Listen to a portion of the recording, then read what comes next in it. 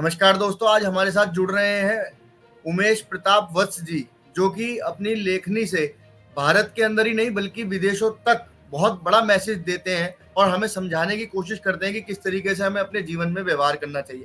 आज हम इनसे चर्चा करेंगे कि भारत के अंदर जिस तरीके से लोकसभा चुनाव अभी चल रहे हैं, भारत विकसित भारत बनेगा, लेकिन उसके अंदर कहीं ना कहीं भारत का जो नौजवान है, जहां भारत आज एक विकसित भारत के कदम आगे बढ़ा रहा है, लेकिन कहीं ना कहीं नगनता बॉलीवुड जो नगनता आज भारत के युवाओं को दे रहा है, उसमें क्या योगदान होने वाला है, भारत की विकास यात्रा कहीं रुकेगी या कैसी होगी, इसको समझने की कोशिश करते हैं। नमस्कार डॉक्टर साहब, आपका हमारे चैनल पब्लिक वॉइस K2K पर बहुत स्वागत है। नमस्कार मोहित जी। डॉक्टर साहब सर्वप्रथम तो मोहित जी, आपके YouTube चैनल के सभी दर्शकों को मेरा प्रणाम जी। और आपने बहुत ही महत्वपूर्ण विषय आज जो है अपने चैनल के माध्यम से पब्लिक डोमेन पे रखा है, जो बहुत ही महत्वपूर्ण है। जो आपने विषय उठाया कि बॉलीवुड के माध्यम से और जो सोशल नेटवर्किंग के माध्यम से ये नग्नता आज देश में परोसी जा रही है, ये कोई सहज रूप से नहीं है। इसके पीछे बहुत बड़ा षड्यंत्र है।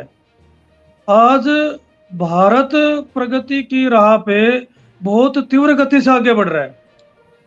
ये शीत युद्ध का ही एक प्रकार है कि किस प्रकार से भारत की संस्कृति को तहस नहस किया जाए और भारत की प्रगति को रोका जाए। तो इस नग्नता परोसने के पीछे जो लोग खड़े हुए हैं, वो केवल हमारे देश के नहीं है, वो अंतर्राष्ट्रीय स्तर के जो लोग हैं, वो भारत को कमजोर करने का उनका जो प्रयास है, उसी का एक छोटा सा प्रयास या नग्नता परोसने का भी है। बॉलीवुड के नकारात्मक सकारात्मक दोनों पहलू हमारे सामने होते हैं। कई बार बॉलीवुड एक बहुत अच्छा मैसेज भी देता है, लेकिन विशेष रूप से ये जो नग्नता परोसी जा रही है, परिवार में बैठ के जब बच्चे अपने माता पिता के साथ बैठ के कोई फिल्म देखते हैं और इस प्रकार के सीन आ जाते हैं कि वो एक दूसरे के मुंह को देखने के भी मतलब योग्य नहीं रहते। आज नग्नता को इतनी सहज भाव से परोसा जाता है कि जैसे कुछ हुआ ही नहीं, और हम भी इसको बहुत सहजता से स्वीकार कर रहे हैं। ये हमारी संस्कृति में बहुत बड़ी सेंध है। जो संस्कारी परिवार है वो तो ध्यान देते हैं, लेकिन अधिकतर परिवार इस ओर ध्यान ही नहीं देते। टीवी पे बच्चे क्या देख रहे हैं, मोबाइल पे बच्चे क्या देख रहे हैं, लैपटॉप पढ़ाई के लिए है लेकिन उस पे बच्चे क्या देख रहे हैं, इसकी ओर माता पिता का, अभिभावकों का ध्यान ना के बराबर है। जिस कारण से जिस तरीके से बताया कि अभिभावकों का ध्यान अपने बच्चों के ऊपर है ही नहीं, और ये बात बिल्कुल सही भी है कि आज के समय में जो YouTube का एक प्लेटफॉर्म है, उस पे ऐसे काफी चैनल हैं जो आपको एक गलत दिशा में ले जा सकते हैं। अगर किसी भी बच्चे ने कोई गलत वीडियो स्वाइप कर ली, देख ली, तो निश्चित ही भविष्य बहुत ज्यादा कहीं उसका बच्चे का बदल सकता है। बिल्कुल बिल्कुल। अभी ऑनलाइन स्टडी सिस्टम ने हर बच्चे के हाथ में मोबाइल और लैपटॉप दे दिए, और माता पिता जो है वो यही देख समझते हैं कि हमारा बच्चा पढ़ाई कर रहा है और अपना जो है होमवर्क इसके माध्यम से कंप्लीट कर रहे हैं। लेकिन जैसे आपने बताया कि बच्चे के सामने कोई ऐसी वीडियो आ गई और उसने एक बार उसको देख लिया, तो फिर उसकी रुचि इसकी ओर बढ़ जाती है, फिर वो पढ़ाई उसकी एक साइड में रह जाती है, वो उसी वीडियो की तरफ जो है उसका ध्यान रहता है, जिससे उसका मानसिक और शारीरिक दोनों प्रकार का संतुलन जो है वो बिगड़ जाता है। बच्चे अब आज के समय में आप देख रहे हैं कि +2 के अंदर भी बच्चों की सेहत बहुत ही चिंतनीय है। बच्चे जो छोटे, उनकी हाइट भी नहीं है, उनकी सेहत भी नहीं है, और बच्चों को अगर 2-3 किलोमीटर की दौड़ लगाने के लिए कहें तो उसमें भी बच्चे सक्षम नहीं है, क्योंकि इस नग्नता ने बच्चों को मानसिक शारीरिक रूप दोनों तरीके से कमजोर किया है। तो मैं तो सबसे पहले माँ बाप को ही, अभिभावकों को ये कहना चाहूंगा कि किसी भी तरह से अपने बच्चे की तरफ ध्यान रखे कि वो अपने मोबाइल का, अपने लैपटॉप का प्रयोग किस तरीके से कर रहे हैं। दूसरा, बच्चों को भी अगर अपने के भविष्य देखने के लिए, अपना करियर को समझने के लिए सोचना पड़ेगा कि मेरा जो है अधिकतम समय पढ़ाई की ओर निकले, अपने करियर को बढ़ाने की ओर निकले, या इस प्रकार की इंस्टाग्राम और ये फेसबुक, व्हाट्सएप और ये जो सोशल नेटवर्किंग में दुनिया भर की वीडियो जाती है, यूट्यूब पे वीडियो जाती है, और जो आज फिल्मों में जिस प्रकार के सीन दिखाए जाते हैं, वहाँ हम अपने आप को सीमित करें, या अपने भविष्य में आगे बढ़ाने के लिए जो कार्य करना चाहिए उस ओर हम सीमित करें। ये भी बच्चे को भी जो है निर्णय करना ही पड़ेगा। आपको क्या लगता है कि स्कूल और कॉलेजों के माध्यम से भी इसको रोकना चाहिए? एक छोटी छोटी टोलियां बनाकर इसके लिए जागरूकता अभियान भी चलाने पड़ेंगे आने वाले समय में देश को। बहुत जरूरी है। आज शिक्षक एक प्रोफेशनल बन के रह गए। शिक्षक जो है उसकी भूमिका एक राष्ट्र निर्माता की है और होनी चाहिए। जब तक वो स्वयं को एक राष्ट्र निर्माता के रूप में प्रस्तुत नहीं करेगा, वो पाठ्यक्रम से अलग बच्चों को कुछ समझा ही नहीं पाएगा। तो शिक्षक को बहुत बड़ी भूमिका, एक चाणक्य की तरह बड़ी भूमिका में आना ही पड़ेगा। साथ ही मैं बच्चों को भी कहना चाहूंगा कि जो बच्चे अपने पढ़ाई से अलग खेल में भाग लेते हैं, योगा में भाग लेते हैं, इस प्रकार के बच्चे इस प्रकार की गतिविधियों से बचे रहते हैं। लेकिन जो पढ़ाई के अलावा, पढ़ाई के अतिरिक्त अन्य इस प्रकार की गतिविधियों में भाग नहीं लेते, तो फिर वो गलत ट्रैक पे जाएंगे बच्चे। तो कहीं ना कहीं हमें अपने आप को बिजी रखने के लिए किसी स्पोर्ट्स में या योगा में या किसी सामाजिक कार्य में अपने आप को भी व्यस्त करना पड़ेगा पढ़ाई से अलग। तब हम कहीं ना कहीं इस राह से बच पाएंगे।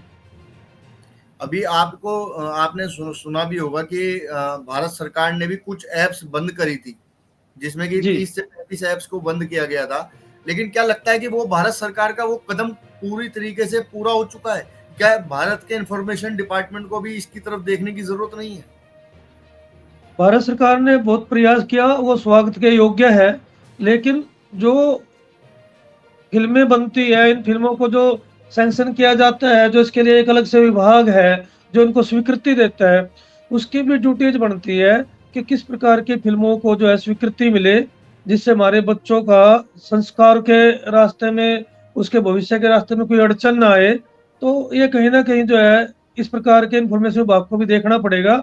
हमें ध्यान है कि पहले जो फिल्में आती थी, छड़ी से जो है वो हीरोइन को छूता था, और आज जो है सारी सीमाएं लांघ दी बॉलीवुड ने। ये जो है आने वाले बच्चों के लिए, नई पीढ़ी के लिए बहुत खतरनाक है। तो इस पे जो है भारत सरकार को ध्यान देना ही पड़ेगा। मतलब कहीं ना कहीं अगर देखा जाए कि आने वाले समय में सरकारें चाहे किसी की भी हो, लेकिन भारत को अगर विकास की दौड़ में दौड़ना है, अगर भारत को विकास की राह पर चलना है, तो निश्चित ही इस पूरे नगनता के कार्यक्रम को रोकना होगा। वरना देश का युवा अभी कहीं ना कहीं भटक गया। तो आज भारत की स्थिति है, क्या जो भारत के पास सबसे ज्यादा युवा है उसका लाभ भारत नहीं ले पाएगा? पिछले 10 वर्षों में सरकार के बहुत स्वागत योग्य प्रयास रहे हैं। देश के अंदर एक आध्यात्मिक और राष्ट्रीय वातावरण निर्मित हुआ है, जिससे जो है कहीं ना कहीं जो विद्यार्थी इस प्रकार की गतिविधियों में लिप्त थे, आज वो कहीं ना कहीं राष्ट्रीय गतिविधियों से जुड़े हैं। तो बदलाव तो आया है। लेकिन इतनी बड़ी जनसंख्या का देश है, 140 करोड़ जनसंख्या है हमारी, और जिसमें 55% युवाओं की संख्या है। तो कहीं ना कहीं इसको बड़े स्केल पे, लार्ज स्केल पे जो है एक अभियान के रूप में लेना पड़ेगा। सरकार के साथ साथ जो एनजीओ है, सामाजिक संगठन है, स्वयंसेवी संगठन है, और जो विद्यालय है, कॉलेज है, महाविद्यालय है, इन सबको जो है अभियान के रूप में लेना पड़ेगा। तभी हम कहीं ना कहीं इस प्रकार की गतिविधि को रोक पाएंगे। आप अगर हम आपसे समझना चाहें कि आप सबसे ज्यादा दोषी किसे मानते हैं इस पूरे प्रकरण को में? सभी आप सब देख रहे हैं कि किस तरीके से कौन अपनी भूमिका निभा रहा है। आप किसे सबसे ज्यादा दोषी मानते हैं? आज जो हमारे बच्चे हैं, युवा बच्चे हैं, वो अभिमन्यु की तरह हैं। वो चक्रव्यूह में घिरे हुए हैं। चारों ओर जो है उसको दूषित करने के लिए, उसको गलत राह पे ले जाने के लिए अनेक प्रकार के स्कैंडल काम कर रहे हैं। अंतर्राष्ट्रीय स्तर पे बहुत बड़े स्कैंडल काम कर रहे हैं। लेकिन कहीं ना कहीं मैं इसमें सबसे बड़ा दोषी जो है, माँ बाप को भी मानता हूँ। अभिभावकों को जो बच्चे की चिंता करनी चाहिए उस प्रकार की चिंता नहीं हो रही है। माँ बाप जब खुद इस प्रकार की चीजों को देखेंगे, तो बच्चा भी देखे बगैर नहीं रह पाएगा। और दूसरा, सरकार को भी एक बड़े स्तर पे आकर के रोकना चाहिए। किसी लोभ लालच में, जैसे कहीं से हमें कोई आमदनी होती है, जैसे ठेकों से जो है सरकार को बहुत बड़ा जो है एक बजट हमारा निर्मित होता है, और इस प्रकार के मनोरंजक फिल्मों से भी मिलता है। उस लोभ को एक साइड में करके बच्चों को भविष्य को देखते हुए ऐसी आइटम जो होती है, ऐसा जो मटेरियल परोसा जाता है, उसको स्वीकृति बिल्कुल नहीं मिलनी चाहिए। तो सरकार को भी खुल के आगे आना पड़ेगा। आपने बहुत अच्छे से बताया, लेकिन अभी एक बात और भी है कि यदि अगर कोई भी एक व्यक्ति किसी भी क्राइम सीन को देखता है, तो उसकी तरह एक्ट करने की कोशिश करता है और उसी तरीके से मर्डर करने की भी कोशिश करता है, चोरी करने की कोशिश करता है। लेकिन वहीं जब कोई एक व्यक्ति इस तरीके की नग्नता देखकर उत्तेजित होकर किसी राह चलती महिला के ऊपर या फिर ऐसी कोई महिला को टारगेट करके कुछ गलत कृत्य करने की कोशिश करे, तो उसके लिए भी कैसे किसी को ना जिम्मेदार माने? क्या बॉलीवुड को सीधे सीधे इसके लिए जिम्मेदार ठहराया जा सकता है? क्या इसके लिए कोई कानून आना चाहिए कि अगर इससे प्रेरित होकर कोई दोष होता है तो उसके लिए बॉलीवुड जिम्मेदार होगा?